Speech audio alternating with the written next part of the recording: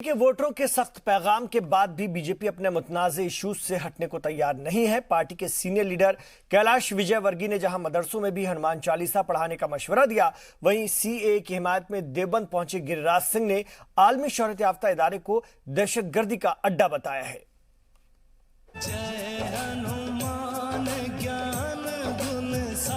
हिंदू मुस्लिम, हिंदुस्तान पाकिस्तान, मंदिर मस्जिद और दहशतगर्दी पर जारी सियासत को खारिज करते हुए दिल्ली की आवाम ने बुनियादी मुद्दों पर मोहर लगाई। दिल्ली वालों, गजब कर दिया आप लोगों ने। इंतखाबी तशहीर के दौरान बीजेपी लीडरान की जानिब से कई मुतनाज़ा मुद्दे उठाए गए। इसी दौरान हनुमान जी तक को भी सियासतदानों ने नहीं बख्शा। नतीजे के अगले दिन कैलाश विजयवर्गीय ने उन्हें मुबारकबाद देते हुए मदरसों में भी हनुमान चालीसा शुरू करने की बात कही।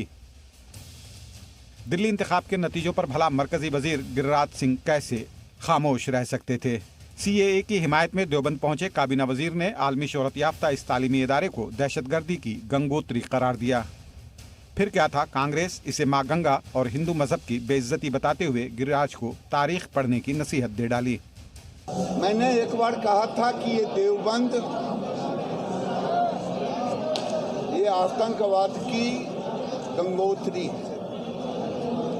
सारे बड़े बड़े दुनिया में जो भी पैदा हुए आतंकवाद, चाहे हाफिज शहीद का मामला हो, ये सारे के सारे लोग यहीं से निकलते हैं।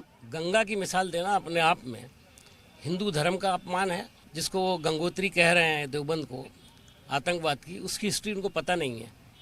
इसी देवबंद से जो उलमा थे, जो क्लरिक्स थे, उनको माल्टा की जेलों तक में भेजा गया था। गिरिराज सिंह की पार्टी और उनसे जुड़े हुए लोगों में से कोई ऐसा नहीं है जिसने कभी जेल खाने की हवा भी खाई हो अंग्रेज़ों के ज़माने में। ये लोग तो मुखबरी किया करते थे। नए शहरियत कानून के बाद लगातार दूसरी हार का सामना करने वाली बीजेपी बैकफुट पर आने को तैयार नहीं। लेकिन हैरत की बात यह है कि सीए की हिमायत करने वालों को खुलेआम दहशतगर्द बताया जा रहा है। दिल्ली में भी अरविंद केजरीवाल को दहशतगर्द बताया गया था। केजरीवाल की जीत पर पीएम ने उन्हें मुबारकबाद देकर पार्टी लीडरान को खबरदार किया था कि अपोजिशन का मतलब दहशतगर्द नहीं होता। लेकिन पार्टी लीडरान अपने कायद की बात पर अमल करने को तैयार नहीं। हालांकि झारखंड के बाद दिल्ली की आवाम ने भी अवामी मसाइल पर मोहर लगाकर सियासतदानों को खबरदार कर दिया है। ब्यूरो रिपोर्ट, जी मीडिया। गिरिराज सिंह के बयान पर दारुल उलूम के उलमा ने भी नाराजगी जाहिर की है।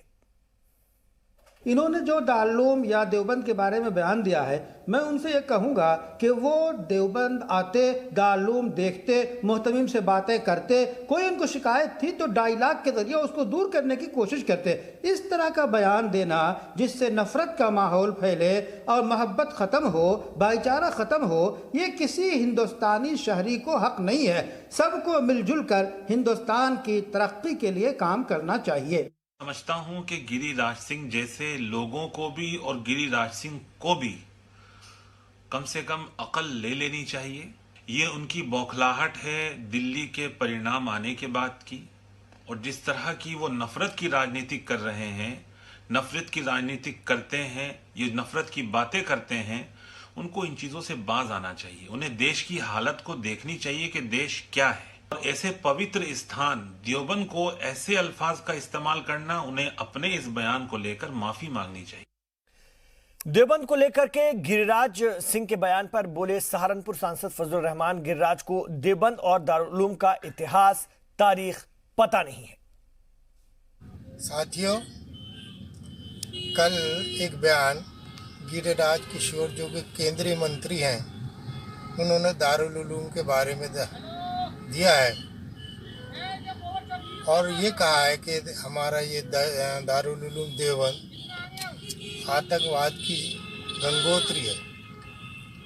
इस बयान की हम उनकी मजम्मत करते हैं, और दूसरी मजम्मत हम इसलिए करते हैं कि उन्होंने गंगोत्री नाम का बदनाम करने की कोशिश की है।